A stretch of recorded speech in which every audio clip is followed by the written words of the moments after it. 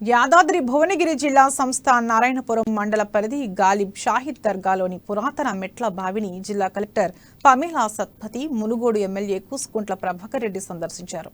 ప్రభుత్వ ఆదేశాల మేరకు చారిత్రాత్మక కట్టడాలను పునరాభివృద్ధి చేస్తామని, పురాతన సంపదను భావితరాలకు అందిస్తామని ఎమ్మెల్యే తెలిపారు.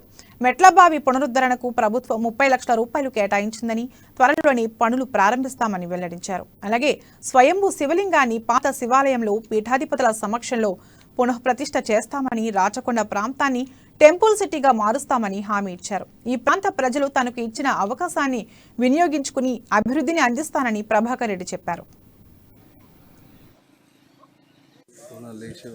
రాచకొండ రెవెన్యూ పరిధిలో దర్గా దగ్గర మెట్ల బావిని మన యాదాద్రి జిల్లా కలెక్టర్ గారు ఆ బావిని సందర్శించి ఆ బావికి పునర్నిర్మాణం చేయాలని కలెక్టర్ గారి ఆధ్వర్యంలో ఒక నిర్ణయం తీసుకోవడం జరిగింది. ఇలాంటి పురాతనమైన బావులు, మెట్ల బావులు ఏవైతున్నాయో అవి పునర్నిర్మాణం చేసి రాబోయే తరాలకు అందించాల్సిన బాధ్యత తెచ్చుకున్న తెలంగాణలో ఈ ప్రాంత ప్రజలది, ప్రభుత్వానిదిగా మేము భావిస్తా ఉన్నాం. అందులో భాగంగానే ఈ ప్రాంత ప్రజలు ఇచ్చిన అవకాశంతో ఎమ్మెల్యేగా కలెక్టర్ గారి సహకారంతో ఈరోజు ఇక్కడ సందర్శించి ఇక్కడనే ఉన్న పాత శివాలయం కూడా సందర్శించడం జరిగింది. అది ఆ రోజులలో ఇక్కడ రాజావారు పాలన చేస్తున్న సందర్భంలో ఈ గొప్పగా నిర్మాణం జరిగింది. రాచకొండ రెవెన్యూ పరిధిలో దర్గా దగ్గర మెట్ల బావిని మన యాదాద్రి